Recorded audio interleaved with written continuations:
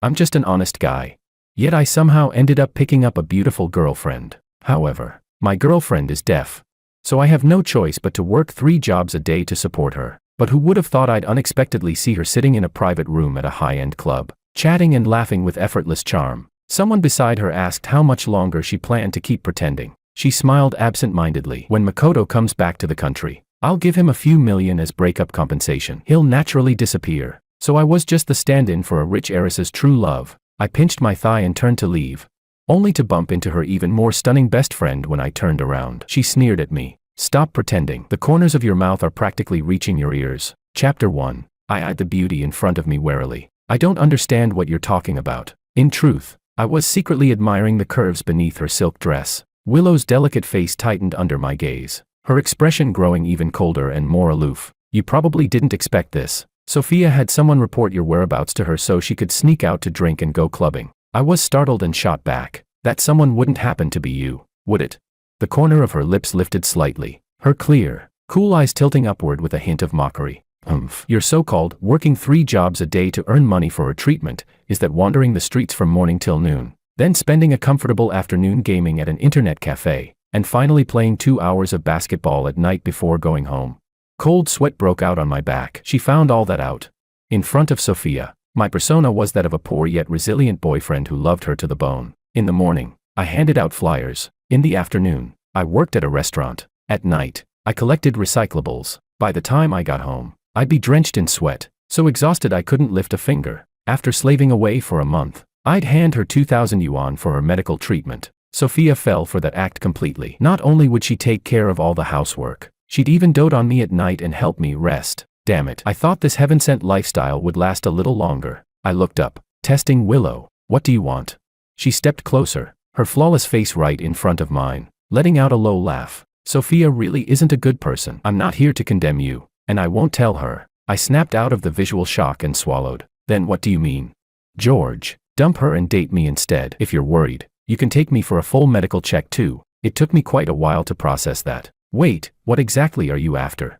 A smile flickered in Willow's eyes as one brow arched. I'm after your good looks, your intelligence, and your talent. Well, that explains it. Only human nature, after all. Chapter 2. The rain on the day I picked up Sophia was even more romantic and tragic than in a TV drama. Since ancient times, picking up random women has never ended well. But that day, my heart felt like a damp, moldy corner. It just happened to resonate with the pitiful Sophia. According to her story, she had a gambling addict father and a cowardly mother. At 3 in the morning, she was kicked out of the house. She claimed she had suffered domestic violence for years, lost her hearing later in life, and needed a large sum of money for treatment. Honestly, even back then I felt her story was full of holes. Her skin was smooth and delicate, without even a trace of calluses on her hands. Though she wore cheap street stall clothes, they carried the distinct scent of brand new fabric. And with that face of hers, how could she possibly fail to make money anywhere?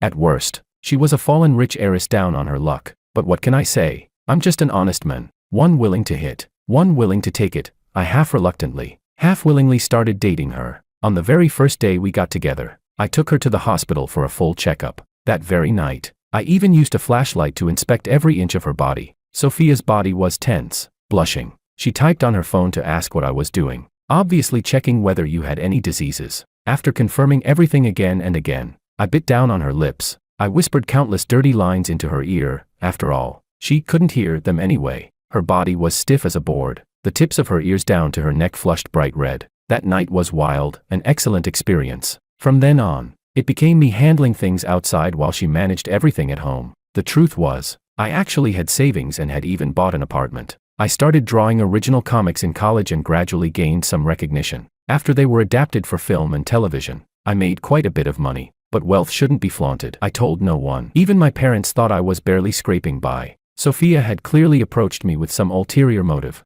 I treated it as a mutually beneficial exchange. But if she wanted me to give more, not a chance. After all, neither of us was exactly a good person. Chapter 3. By the time I got home, it was already late at night. The moment I opened the door, Sophia threw herself into my arms, wearing the loungewear I bought for her. Her eyes were red as she held up her phone. Why didn't you answer your phone? Do you know how worried I was?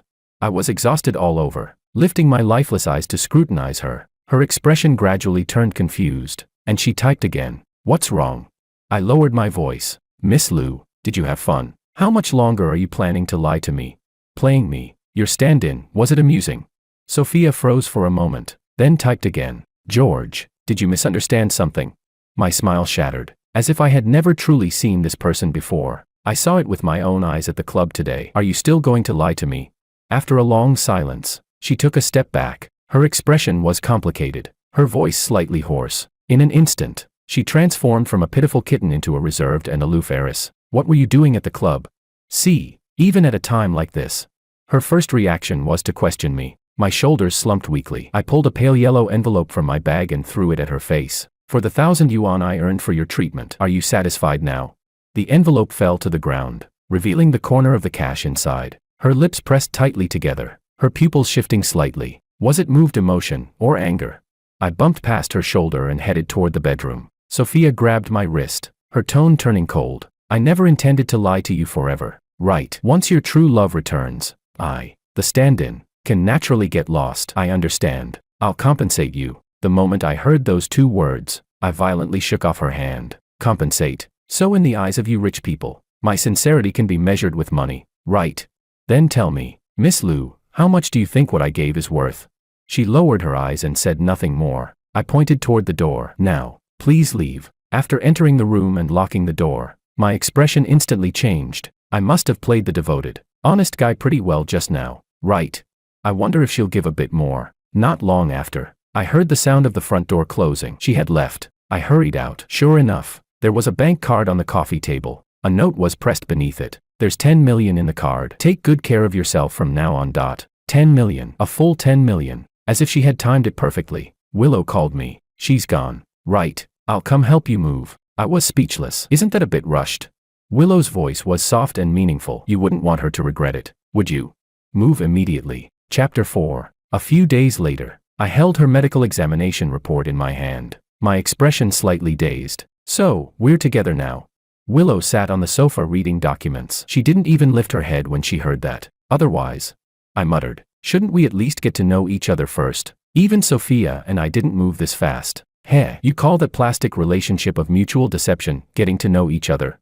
Hey, don't talk about my former cash cow like that. What do you want to know? I studied abroad, came back to inherit the family business, had one relationship, clean private life. I'll give you 500,000 a month. Anything else? I was speechless. No, I could have just taken the money and disappeared, but Willow was truly the most beautiful woman I had ever seen in real life. For honest men like us, our downfall is always the word lust. As for why she chose me, someone with nothing but looks and talent, I didn't care that much. At most, she had some unspeakable motive, just like Sophia. Maybe her hobby was cuckolding her best friend. Or maybe she also liked that so-called true love and wanted to recycle the stand-in. But she gave me 500,000 a month, far better than Sophia, who made me pay out of pocket. What more could I ask for? Of course, I should just thank the heavens for the gift. Willow stood up. Get some rest. It's late. She pointed in a direction. Your room is over there. I instinctively grabbed her arm, confused. We're not sleeping together. What? Going full platonic? Her arm instantly tensed. She tried to appear calm, but the redness at the tips of her ears betrayed her. It's too fast. This time, I let out a cold laugh. You know I'm a comic artist. You should know creators need proper outlets. Some people go to clubs. Some people watch gore films. I'm different. I prefer. As I spoke, my gaze drifted meaningfully over her figure. Could it be that you haven't dated all these years because? Suddenly, she leaned in, pressed her lips against mine, and pulled me down onto the soft sofa. Why not find out? Just as things were heating up, the doorbell rang. Sophia's voice came from outside. Sophia, I need to talk to you. Chapter 5. I panicked for a second and instinctively pushed her. Willow acted as if she were deaf, completely ignoring it. She wrapped her arms around my neck and kissed me even deeper. Her legs straddled my waist, an overwhelming sense of possession washing over me, accompanied by Sophia's urgent knocking and impatient calls outside. Willow trembled involuntarily and bit my lip hard enough to draw blood. I pressed my lips together and whispered, "Are we really continuing? She's still outside." Willow looked up at me. Her cool eyes were swirling with desire and dissatisfaction. After taking several deep breaths, she finally stood up. I seized the chance and ran back to my room. Soon, I heard the door open and the sound of them talking. Sophia must have noticed the mark on Willow's lips. Her tone sounded uneasy. Did I interrupt something? Willow's hoarse voice carried restrained impatience. If you have something to say, say it. If not, get lost. Sophia hurriedly said. I wanted to ask if you know where George is. Oh, I don't. She grew anxious. Didn't you promise to keep an eye on her? How could you not know? You two broke up. I have no obligation to help you anymore. Sophia was choked into silence for a long while. I almost thought she had left. But then came an angry demand. Whose shirt is this? Why is it identical to George's? Is he here with you? Hurried footsteps approached in this direction. Damn it, I forgot to bring my shirt inside. I nearly stopped breathing and quickly shut the crack in the door I'd been listening through. The next second, Willow grabbed her, her tone laced with warning. Sophia, you're crossing the line. I suggest you leave immediately. Sophia finally calmed down. Sorry, on the day we broke up, I had swiftly changed all my contact information. Willow had also agreed to cover for me, just in case Sophia regretted it. I hadn't expected her to track me down here. Ridiculous. After confirming Sophia had left, I stepped out of my room. Willow was no longer in the living room. My shirt had vanished with her. I hesitated before knocking on her door. Willow, are you in there? She ignored me and simply locked the door. Now she was throwing a tantrum. She was angry that I had chickened out at the crucial moment. I felt a bit guilty, but an honest man like me really didn't have that kind of thrill-seeking kink. Even my voice softened. At least give me my shirt back.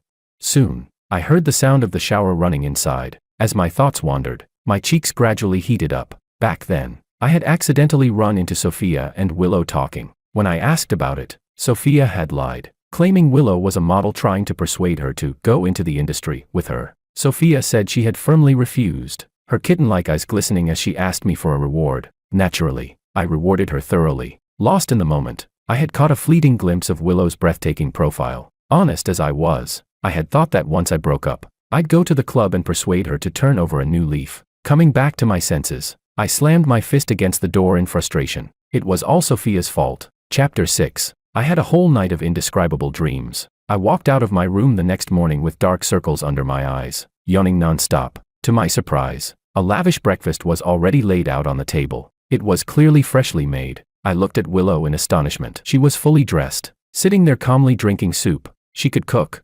We tacitly avoided mentioning what happened yesterday and finished breakfast in silence. Just as she was about to leave, I suddenly spoke up. Where's my shirt?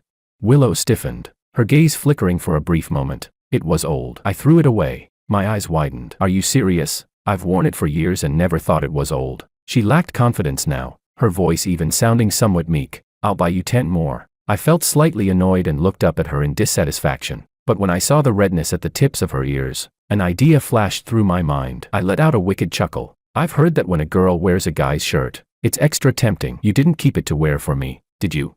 That sent her temperature soaring instantly. She mumbled something about a company meeting and fled in embarrassment. I clicked my tongue. Pretty thin-skinned. In the afternoon, the doorbell rang. Several mall employees in uniforms and white gloves respectfully carried over more than a dozen boxes. They said Willow had arranged it. When I opened them, they were all different styles of shirts. It was almost shocking. I called her immediately. She picked up quickly. Willow, what's all this? To compensate you, she answered briskly. I could practically picture her looking stiff and uncomfortable. A smile flickered in my eyes. Ahem, but I'm not very satisfied. Willow paused. Then what do you want? I casually picked up a white silk shirt and spoke in a teasing tone. I want you to wear one tonight and come to my room on your own. Click. The call was hung up instantly. I blinked, a little confused. Did that mean yes or no? Whatever. Tonight, I was definitely going to make something happen. So when the doorbell rang again, I went to open it without any guard up. The moment the door opened, surprise turned into shock. Standing outside was Sophia, her face dark and stormy. She stared at me viciously, her voice eerie. You two sure know how to have fun, huh? Chapter 7. I reacted quickly and tried to shut the door. Sophia shoved her hand in, getting it caught hard enough that her face turned pale. She took a deep breath. George, you're ruthless. I let go. Frowning, I asked, why are you here? Hearing that only deepened the anger in her eyes. Shouldn't I be asking you that? Why are you involved with Willow? I found it baffling. Wasn't it you who created the opportunity? She kept watching me and caught feelings. Sophia looked like she might have a heart attack from anger. She took a step back, staring at me in disbelief. And you? We just broke up and you couldn't wait to find another woman. I shrugged shamelessly. Yeah, so. George, did you ever love me? She practically roared the question. I couldn't help but laugh. You didn't ask that when you were treating me as a stand-in. Why act now? Her expression shifted. As I turned away, she grabbed my arm. Let go. I snapped impatiently. George, listen to my explanation. Before she could finish, a figure rushed over. Sophia stumbled backward from the shove, barely keeping her footing. Willow stood in front of me, her gaze cold and dark. "Sophia, I warned you." Sophia didn't hesitate. She slapped Willow across the face, clearly furious. The corners of her eyes reddened. "I trusted you so damn much. How could you?" Willow showed no weakness, her tone icy. "If you didn't cherish what you had, can you blame someone else?" Sophia stared at her for a long moment, then suddenly let out a cold laugh as if realizing something. "Willow, no wonder you, a busy person, volunteered to help me with this. You had this in mind from the start, didn't you?" Willow didn't answer, she simply slapped her back. Two beautiful women fighting was admittedly quite a sight, but if they kept going, someone would end up in the hospital. I rushed forward to break them apart. "Stop it, aren't you embarrassed?" While separating them, I casually pushed Sophia away. She staggered back 2 steps and looked at me in disbelief. "George, you're siding with her?" "Of course, she's my girlfriend." That sentence froze her completely. The color drained from her face, leaving only defeat. "You've only known each other for how long?" "So what? True love has nothing to do with time." It was like she'd been stabbed again. Her eyes grew even redder. Her lips trembled as if she wanted to say more. Suddenly, Willow let out a muffled groan. I quickly supported her and helped her inside. Out of the corner of my eye, I noticed Willow slightly raise her brow. The corner of her lips curved towards Sophia in a provocative smile. Chapter 8. I took out the medical kit to treat Willow's wounds. When I saw the crack at the corner of her lips, my heart ached. Sigh, what if it scars? The pleased expression on Willow's face vanished instantly. She grabbed my arm, her brows pressing down. "Do you only like my face? What else would it be?" Even when she was angry, she looked even more beautiful, but I didn't dare say that. Instead, I smoothly turned the tables. "What about you? What did Sophia mean just now? What exactly are your intentions toward me?" Willow looked away. I thought she was about to dodge the question again, but instead, I heard her say clearly, "It was love at first sight." I lifted my head and met her gaze, far from innocent. My heartbeat quickened for a split second. I looked away and replied, "Only human nature." A low chuckle brushed against my ears, like strong liquor poured over ice. Damn, I had evolved from a face lover into someone captivated by both face and voice. That night, I tearfully reminded Willow to go to bed early. All because of that jinx, Sophia. Chapter 9. I hadn't been idle for long before my editor started urging me to begin the second installment. After wavering between slacking off and getting to work for a few minutes, I decisively got up and turned on my computer. Money given by others always carries the risk of being taken back. Money earned by yourself truly belongs to you. So I returned to my nocturnal schedule, often not even crossing paths with Willow. One day, she knocked on my door. I was yawning endlessly, somewhat annoyed. "What is it?" Willow stood there, her figure graceful and striking, a white dress accentuating her tall, refined elegance. Just standing there, she looked like a protagonist stepping out of a comic, but I merely glanced once before looking away. The exhaustion from work had long replaced any worldly desire. Even if she stripped bare in front of me right now, I would probably just drape a coat over her and tell her to take her madness elsewhere. Willow lowered her eyes at me. "Are you drawing the second part of Curved Blade?" I froze. "How did you know?" "I'm your fan." She said it so directly that I didn't quite know how to respond. As for how she found out, she probably discovered it while secretly stalking me. I often worked on my drafts at internet cafes. After hesitating for a moment, Willow spoke softly. "Can I take a look?" I looked up at her and noticed her entire ear was red. What kind of new flirting excuse was this? I held back a laugh. "Then come in. I'm unsure about a few details anyway. Help me take a look." I had only meant it as polite talk, but her insights genuinely surprised me. Willow was clearly very familiar with my work and style. Even the subtle details and small creative touches I designed, things most people overlooked, she could precisely catch and offer reasonable critiques and suggestions. Aside from my former online girlfriend, it had been a long time since I met someone who understood me like this. Too bad that one turned out to be a catfish. My previously foggy mind suddenly burst with inspiration. I pulled her into discussion until midnight. I had no memory of when I fell asleep. All I knew was that when I woke up, Willow was clinging to me like an octopus. She was sleeping deeply. Her brows relaxed. Her peaceful sleeping face was even more beautiful than any fairy tale princess I had imagined. I couldn't resist leaning in to kiss her. The movement was light, but she woke up instantly. Her usually cool gaze went blank for a moment when she saw me, as if her brain had short-circuited. "Willow, thank you." I grabbed her hand. Because of the momentum, I tipped backward, pulling her down so she ended up pressing against me. Willow let out a soft hum. I closed my eyes, expectantly waiting for the plot to continue. Instead, she pushed me away and sat up. "If you really want to thank me, come with me to a gathering." I laughed in disbelief. "That's it."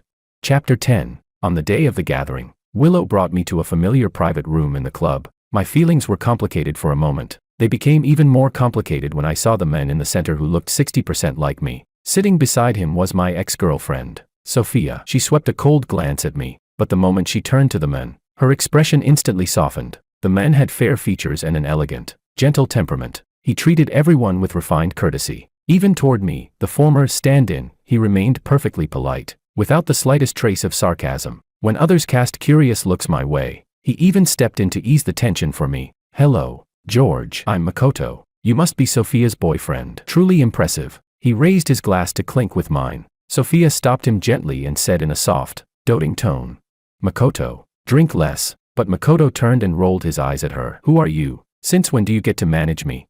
Sophia froze in embarrassment, her face dark as the bottom of a pot. I couldn't help laughing out loud. She snapped her head toward me and glared. A few minutes later, my phone vibrated. Somehow, Sophia had gotten my new number and sent me a message. "What are you laughing at? Look to your right." On my right sat Willow. When I looked over, her gaze was resting gently on Makoto. Someone had placed a shrimp in his bowl. Willow casually and naturally picked it out of his bowl. "Sorry, he's allergic to seafood." No one thought it strange. It was as if this had always been their dynamic. Noticing my stare, she asked without any awareness, "Do you want it?"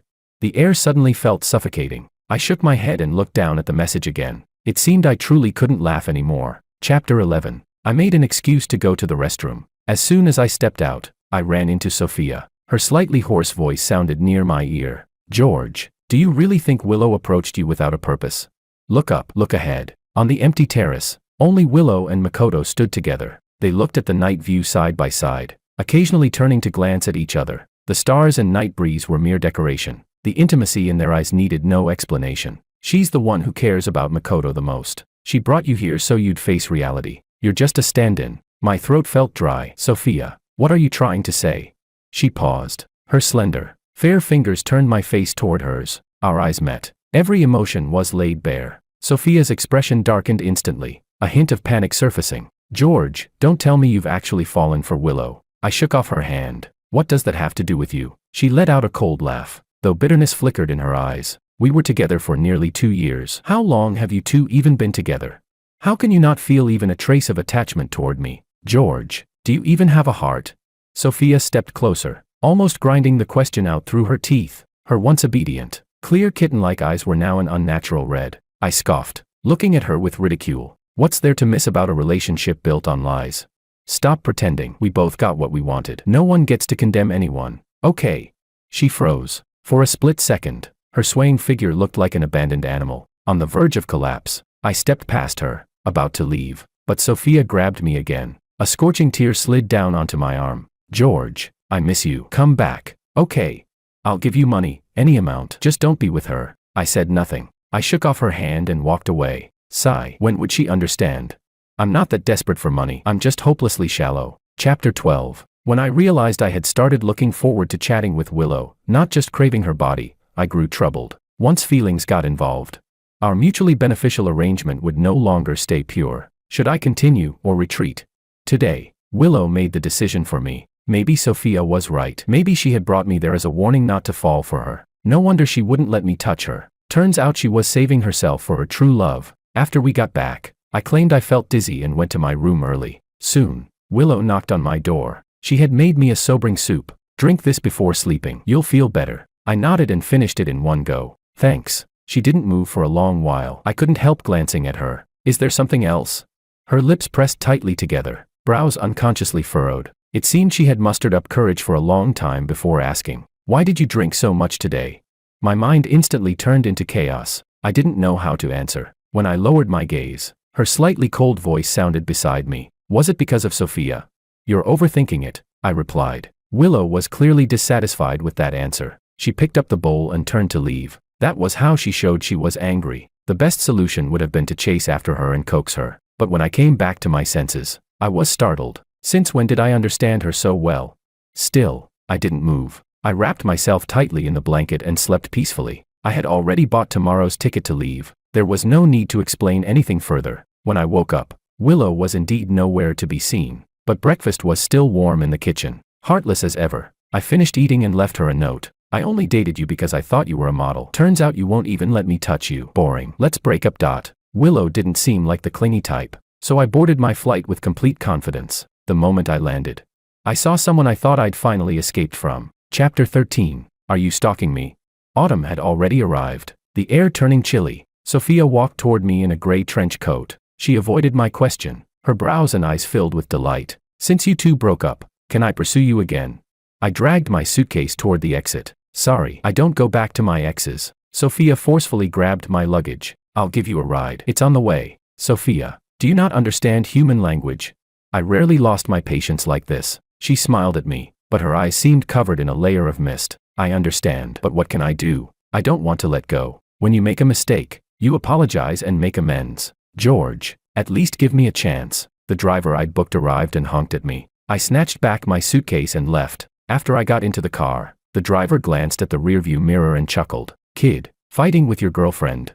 I looked back. Sophia's car was chasing right behind us. Suppressing my irritation, I said, ex-girlfriend, still harassing me after the breakup. The driver immediately grew serious. No worries. Trust my driving skills. I'll shake her off in minutes. The next second, I was thrown backward in my seat. The car shot forward, weaving through streets and alleys, turning corner after corner until we finally lost her. By the time we reached the guest house, I nearly threw up. The driver proudly thumped his chest. Mission accomplished. With a pale face, I gave him a thumbs up. Thank you, sir. This small town was a niche travel destination I'd researched for a long time. It was off-season now, yet the scenery was beautiful, perfect for staying a while. Over the next few days, I wandered around the town. My whole body felt warm and relaxed. Passing by a milk tea shop, I noticed it had far more customers than the others. I walked over and locked eyes with Sophia, who was wearing the shop's employee uniform. I was speechless. So it wasn't that the milk tea tasted good. It was that the staff was pretty. She froze for a second, then her face lit up with joy. What would you like to drink?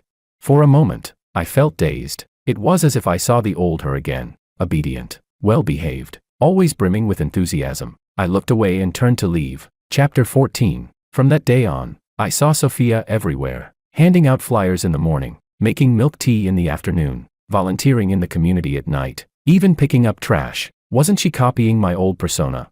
She wiped the sweat from her forehead, breathing slightly hard. So this is how hard you had it back then. I'm sorry. I glanced at her, my tone light. It wasn't hard. Under her complicated and moved gaze, I smiled faintly. After all, I never actually did any of that. Sophia's face filled with question marks. After that day, I stopped going out. When I woke up and headed downstairs for breakfast, I accidentally knocked off a new tenant's sun hat at the corner of the stairs. I quickly picked it up. Sorry about that, George.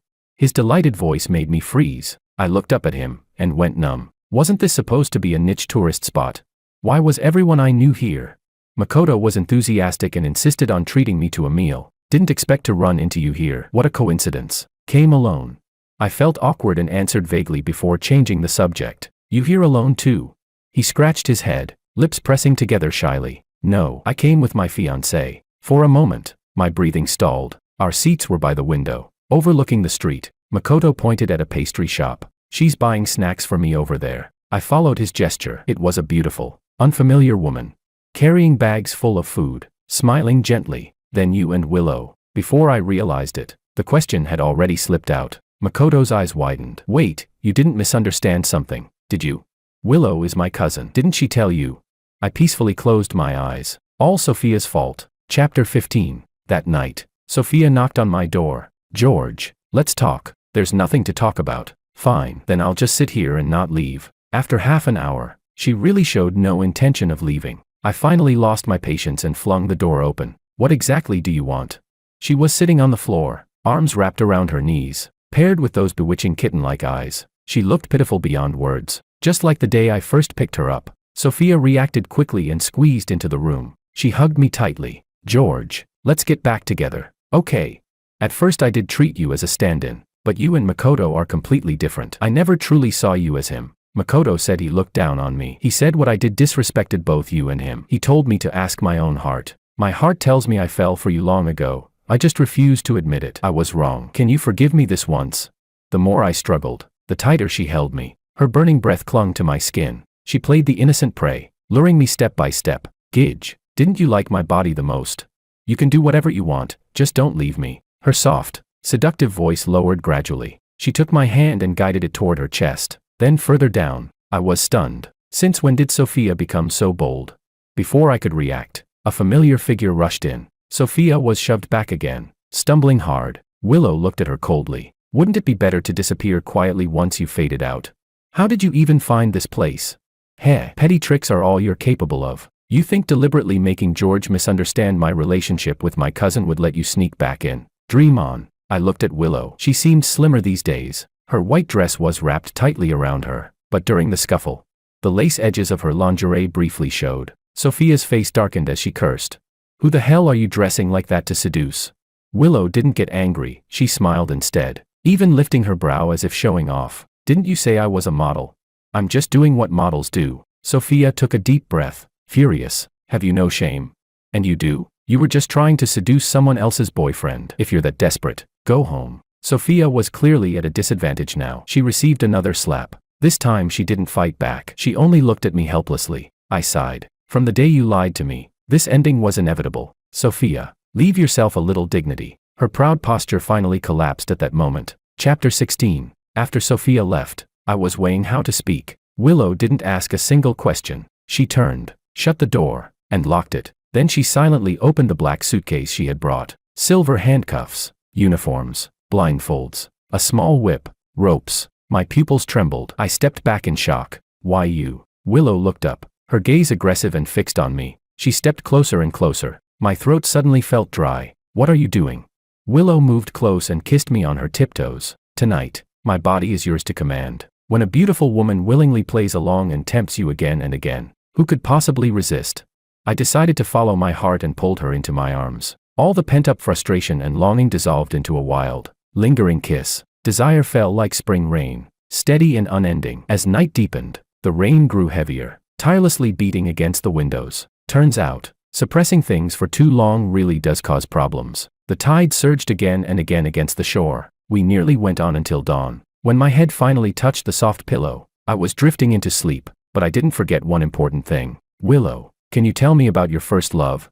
Her hand paused in my hair. Her voice still carried a faint huskiness. He said I was a liar, so he dumped me. Willow buried her face in my neck, her voice muffled. I've never seen someone so unreasonable. Being born into a good family wasn't my fault. My feelings were complicated, half amused, half inexplicably sour. Chapter 17. Makoto is also a comic enthusiast. The reason he and Willow are so close is because they share the same hobby. He even told me that he had known about me for a long time, long before now. Back in my freshman year, I had an online girlfriend. My drawing style was still immature then, but she was my die-hard fan. After we added each other, we chatted every day. When you meet someone whose thoughts and soul align with yours, it's hard not to fall for them. Naturally, we got together. The day she suggested meeting in person, I learned about her family background. A wealthy family in a city, studied at a prestigious university abroad, planned to return home to inherit the family business after graduation. Especially when she mentioned her grandfather grew tea leaves and wanted to send me some.